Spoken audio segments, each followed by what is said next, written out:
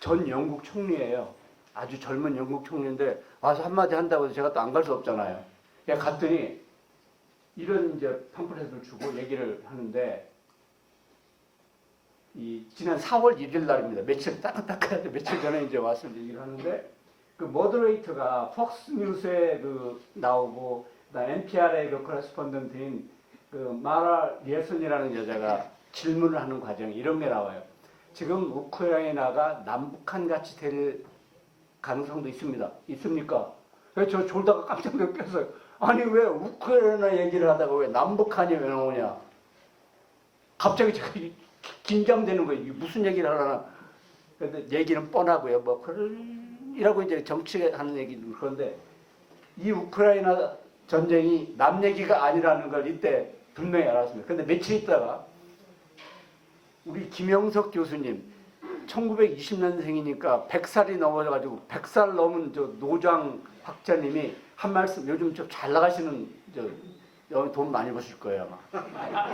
100살이 넘어서 돈 번다는 게 쉬운 일이 아닌데요. 그걸 지금 하고 계신 분이 이 말씀을 하셨어요. 칼럼을 쓰셨는데 러시아가 우크라이나에서 남북한과 관계와 같은 킬러 정부를 세우려 한다. 이 말을 딱 하시는 거예요. 그러니까 이게 웬일이야 하고 우크라이나 전쟁이 낱말이 아니라는 게 저한테 막 갑자기 온 거예요. 그래서 처음에는 우크라이나 얘기만 딱 하고 강 건너 불구경식으로 하려다가 이게 아니로구나 하는 긴장이 확 되는 거죠. 빨리빨리 나가겠습니다.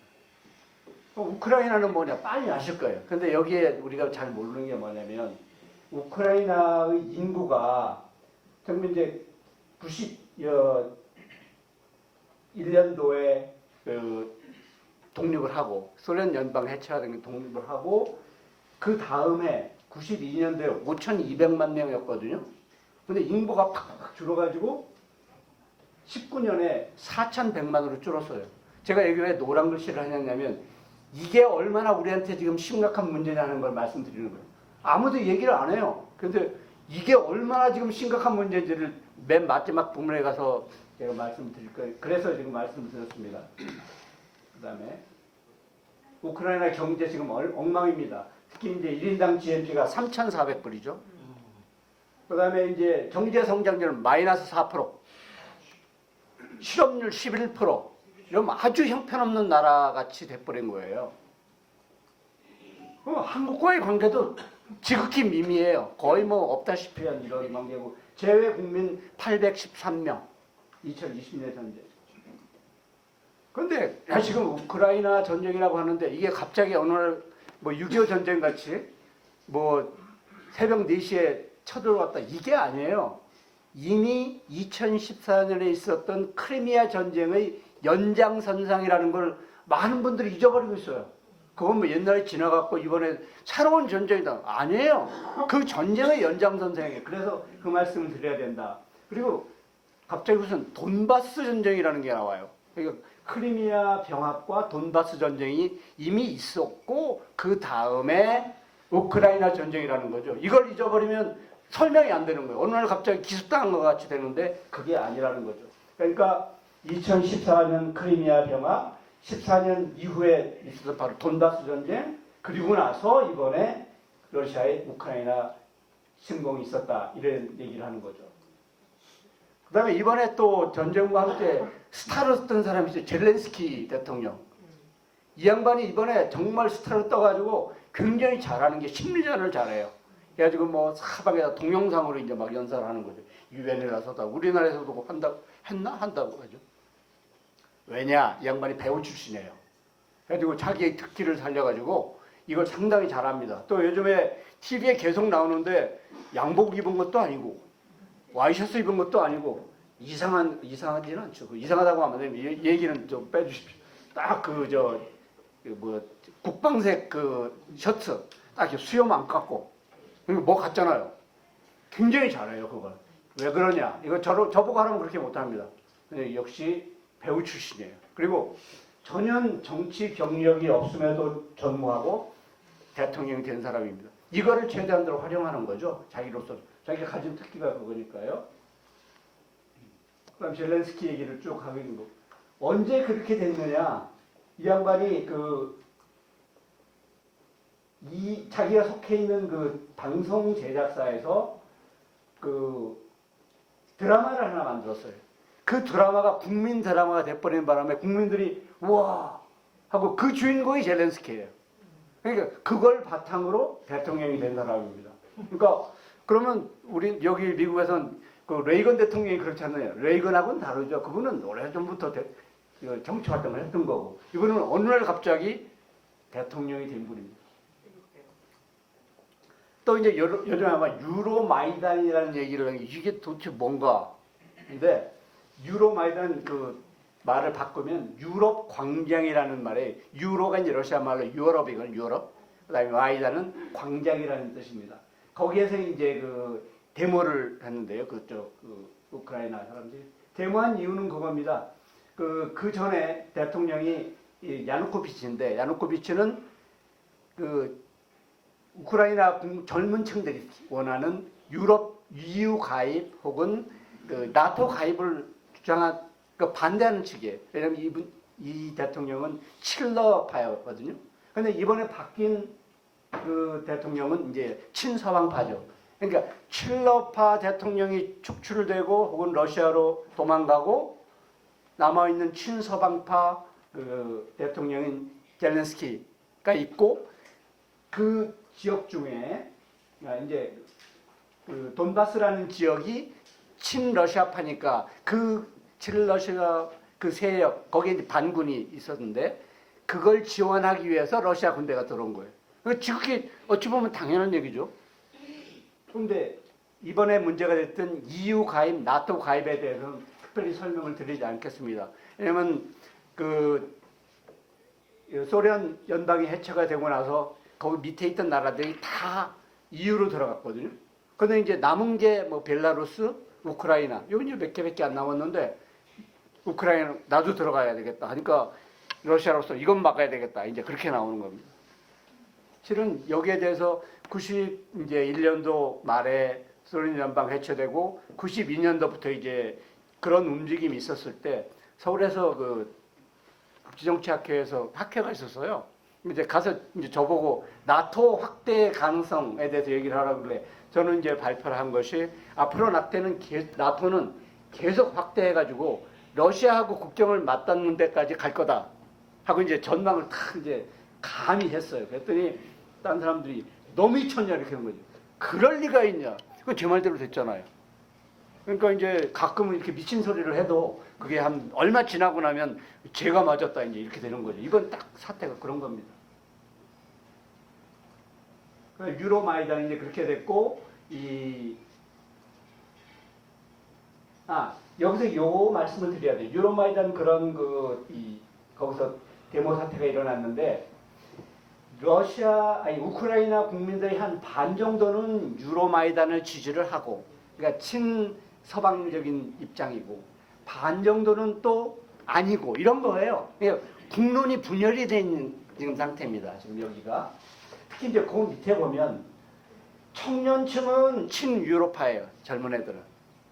근데 고령층, 50대 이상을 고령이라고 해서 죄송합니다만 고령층은 친러 쪽이에요. 그러니까 지금 남은 게 벨라루스, 우리말로 부르는 백러시아입니다. 거기하고 우크라이나, 그 다음에 이 러시아, 이렇게 세 나라가 남아 있는데 러시아하고 벨라루스는 거의 지금 한 나라같이 활동을 해요. 그러니까 러시아에 우리가 이제 여행을 가면 벨라루스 그 국민들은 러시아 국민들하고 같은 문으로 나갑니다.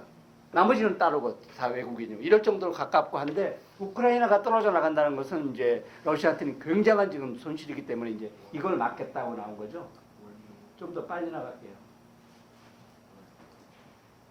그래서 이제 이중 권력 상태라는 말씀이고요. 그러니까 우크라이나는 친유럽 성향의 서부하고 친러시아 성향의 동부로 나뉘어서 지금 있는 상태라는 거죠. 그래가지고 동부에서는 이제 반군이 나타난 거죠.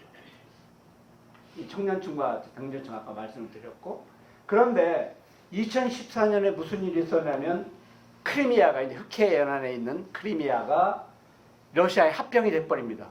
그것도 러시아와의 합병을 위한 주민 투표를 흔히 했어요. 그래가지고 압도적인 비율, 즉 96.6%가 우리는 러시아에 합병하겠다 한 거예요. 러시아 합병을 추진했어요. 그러니까 3월 17일 날 푸틴 대통령이 크림 공화국 독립국가주의 승인, 18일 날 그 합병 조약 서명, 19일 날 러시아 연방 헌법재판소가 이건 합헌이다 판결, 20일 날 러시아 연방하원 두마에서 찬성, 이렇게 된 거죠. 그래가지고 상원에서 이제 하원에서 그러니까 상원에서도 통과, 이래가지고 크림 공화국 합병을 위한 법적 절차 마무리, 그리고 이제 러시아는 크림 반도에다가 크림 연방 광부를 설치하고 2015년 1월 1일부로 완전히 러시아 연방 체제로 들어가 버린 거죠. 그러니까 러시아가 있고 우크라이나를 지나서 거기에 이제 크림 반도가 있는 거예요. 이러니까 이제 러시아 입장에서 보면 요것만 잘 연결을 하면 이렇게 좋을 수가 없는 거죠. 그리고 그 연결고리가 서방과 직접 접촉을 막는 완충지대가 되니까 그게 어느 나라나 원하는 거거든요. 마찬가지 지금 북한이 중국과 미군 사이에 완충 역할을 하는 거 똑같은 역할입니다. 영토 분쟁이죠. 그러니까 이제 크리미아 공화국이 그렇게 합병되지만 미국이나 뭐 유럽연합 이 정부는 인정을 안 한다 이런 거죠. 그리고 그 우크라이나 역시 인정을 안 하는 거죠. 그런데 이제 밑에가 재밌어요. 그러면 그러한 합병을 인정한, 그래서 크림 공화국과 그 세바스토폴이 러시아 영토의 일부다 하고 인정한 나라들도 있어요. 예를 들어볼까요? 러시아 당연하죠. 베네수엘라, 쿠바, 니카라과, 수단, 시리아, 아프가니스탄, 그 다음에 빠질 수 없죠. 북한 딱 들어갑니다. 이게 같은 이제 우리끼리 이제 한다는 거죠. 자, 우크라이나 전쟁 상황이 이렇습니다. 근데 여기 이제 쫙 나가는데 여기서 강조할 것은 피난민입니다. 지금 이제 1,000만 명 시대인데요. 러시아 아까 4,100만쯤이라고 했잖아요. 거기 1,000만 명이 나와버리는 거예요. 이게 이제 앞으로 유럽은 물론이고 미국에도 이거 영향을 미치면 미국이 이미 얼마를 받아들이겠다고 얘기를 안 받아들일 수가 없어요. 이게 이제 이 레퓨지 문제, 그 피난민 문제가 아주 크게 이제 대두를 할 겁니다. 그다음에 이제 그러다 보니까 이제 유엔 총회가 열렸죠. 근데 유엔 총회에서는 힘을 발휘하려면 유엔 그 안전보장 이사회가 힘을 쓰거든요. 그러니까 그런데 거기에 러시아가 들어가 있어요. 당연히 러시아는 자기들에게 유리한 쪽을 할 거니까 뭘 행동을 취할 수가 없으니까 한 게 뭐냐면 유엔 긴급 특별총회라는 걸 엽니다. 이게 근데 낱말이 아닌 게 이게 1950년 한국전쟁 때도 이걸 통해서 유엔군이 만들어진 거예요. 그때도 안전보장회의가 있었어요, 유엔에. 근데 그때는 소련이 그 시기에 그 참석을 해가지고 거부권을 행사를 해야 되는데 그 자리에 안 왔어요. 왜 안 왔느냐를 가지고 뭐 추측을 많이 해요. 하지만 그 한국전쟁에 관한 얘기는 다음에 제가 설명할 기회가 있을 걸로 알고요. 아무튼 안 왔기 때문에 유엔군이 나올 수 있었던 거거든요. 이번에도 마찬가지로 그 긴급특별총회에서 평화를 위한 단결이라는 것을 한 게 있는, 이것은 한국전쟁 때 이걸 했던 바로 그 내용을 했다는 거죠. 그렇지만 이 유엔 총회에서 뭐를 했다, 즉 러시아가 책임이 있다, 러시아가 그러니까 이제 그만 물러가라 해봤자 별 실효가 없어요. 여기는 무슨 안전보장이사회가 그래도 결의안을 내고 뭐를 해야지만 되는 거지 뭐 별 실효는 없습니다. 유엔 총회 얘기는 그냥 쭉쭉 넘어가고요. 그다음에 그러면 이제 전쟁을 지금 치고 있는 러시아 상황은 어떠냐? 푸틴의 지지도가 나쁘지 않아요. 물론 그 전과는 달리 젊은 야당 지도자가 이제 나와서 이제 도전을 하려고는 합니다만 푸틴은 탄탄합니다. 러시아 국민들을 가서 만나봐도 아주 좋아해요. 푸틴이 저보다 한 살 어리거든요. 근데 아주 잘해요. 그러니까 러시아 국민들이 볼 때는 이제까지, 왜냐하면 그동안에 러시아 소련 시대 때 그 공산당 지도자들은 다 나이가 연로하시던가 꾸부장하던가 힘없는데 푸틴은 전혀 다른 인상이라고요. 마초 기질을 탁 하고 막 곰 타고 다니고 막 이런 게 나오잖아요. 그러니까 멋져 보인다고요. 호랑이 사냥하고. 그 임기가 아주 그 머리 좋은 이 푸틴이 어떻게 했냐면 1999년 말 2000년으로 딱 넘어가면서 대통령이 이제 됐는데 그때는 대통령 임기가 4년씩이었습니다. 그래서 두 번을 이제 딱 하고 2000년부터 2008년까지. 그다음에 연임이 안 되니까 어떻게 했냐면 총리로 딱 내려앉고 그때 총리를 대통령을 딱 시켰어요. 4년 동안. 2008년부터 2010년 총리. 그다음에 다시 대통령 해도 되니까 12년부터 24년까지인데 이상하죠. 12년이잖아요. 그 사이에 헌법을 바꿔놔가지고 임기를 6년으로 바꿔놨어요. 머리가 더 좋은 게 그 다음에는 6년을 쉬면 또 할 수 있어요. 6년을 쉬어요. 그럼 2024년에 끝나잖아요. 그 6년 쉬면 2030년이 되잖아요. 그때부터 6년을 또 할 수 있어요. 그러니까 80 몇 세까지 하는 거예요? 머리 굉장히 좋은 사람이에요. 그런데 러시아 국민들은 거기에 익숙해요. 그동안 있었던 그 소련 지도자들이 옛날에 뭐 크루시초프, 그 전에 스탈린 오래 하는 거에 저는 뭐가 없어요. 우리 같으면 뭐 4년 만에 뭐 5년 만에 바꿔야 되는데 거기 맨날 젊은 뭘 하기 과연 그 85살까지 할까? 이건 제가 두고 봐야 됩니다. 자, 한라관계 전망인데 이제 러시아 전문가들은 좀 우려를 해요. 이 바람에 우크라이나와는 원래 관계가 별로 많지 않았지만 한국과 러시아는 관계가 굉장히 좋아졌거든요. 이게 나빠지지 않는가 하는 우려를 많이 하는데 뭐 전쟁은 어쩔 수가 없는 거죠. 자, 그건 넘어가겠습니다. 그래가지고 우크라이나 전쟁과 한국 전쟁이 남 얘기가 아니라는 걸 제가 이번에 오히려 배웠고요. 그 다음에 전범 재판 얘기가 와요. 워크라임 이게 막 나와요. 그러니까 받을 사람 한 명도 없을 겁니다. 예를 들면 한국 전쟁의 배후에 스탈린이 있었어요. 마오쩌둥이 있었어요. 김일성이 있었어요. 아무도 전범 재판을 안 받았어요. 전쟁은 끝나는 겁니다, 그냥. 그 다음에 분단이 지속되고 지금 우크라이나 같이 동부 서부의 그런 분단이 계속되면 외세를 끌어들일 조건이 확실하다는 거죠. 우리 이거 조심해야 되겠다. 그 다음에 더 문제는 흔히 말하는 비대칭 군사력인 핵 위협이 지금 우리한테는 너무나 지금 절실하게 되어 있는데 이거를 많이들 까먹고 있는 것 같아요. 우리가 지금 어떤 위협에 처해 있는가. 더 중요한 거는 이번에 우크라이나가 저렇게 당하면서 왜 당했는가 가만 보니까 우크라이나가 핵무기를 포기했잖아요. 이제 1993년 4년 하면서 그때 다 포기했어요. 그때 조건이 뭐냐면 미국과 영국이 우크라이나의 안전을 보장해 준다는 말로만 한 거예요. 동맹 조약이 없었어요. 그런데 우리는 53년에 미국하고 한미 동맹을 맺었어요. 우리는 이게 마지막 비밀 언덕입니다. 그러니까 이게 있다는 게 우리는 얼마나 큰 무기인지 몰라요, 지금. 근데 이걸 이제 이렇게 좀 깎아내리려고 하는 분들도 있어가지고 그런 분들은 꼭 군대 가라고 제가 얘기를 하는 거죠. 군대 갔다 오면 그런 얘기 안 합니다. 미국 국내 정치, 제가 참 이 바이든 대통령이 이 지지도가 그렇게 높지 않았었거든요. 왜냐하면 코로나 문제, 실업 문제 했는데 이번 우크라이나 전쟁하면서 이건 호재가 딱 돼버린 거죠. 왜냐하면 미국 정치에서는 허니문 피리어드가 있어요. 취임하고 한 100일. 요때 어쩌면 요때 이게 때 맞춰서 딱 이게 터져주니까 얼마나 좋아요. 왜냐하면 지금 러시아로서는 이 지금 우크라이나 전쟁은 아마도 한 5월 9일이 승전 기념이래요. 2차 전쟁. 이때를 딱 맞춰서 할까 아닌가 하는 게 제 예측입니다만은 양쪽이 이제 이해관계가 딱 맞아 들어가는 거죠. 그리고 이제 지금 미국의 외교는 미국 상원이 하는데 지금 공화당 민주당이 반반해요. 근데 이럴 때 우크라이나 전쟁 같은 게 딱 나오니까 밀어주잖아요. 미국 정치의 특징이 그겁니다. 안에서는 막 싸워도 외부에 적이 나타나면 딱 합치는 게 미국인데 이게 대통령으로서 신나는 거죠. 군산복합체는 지금 호재를 부르는 거죠. 이야 드디어 대목 만났다.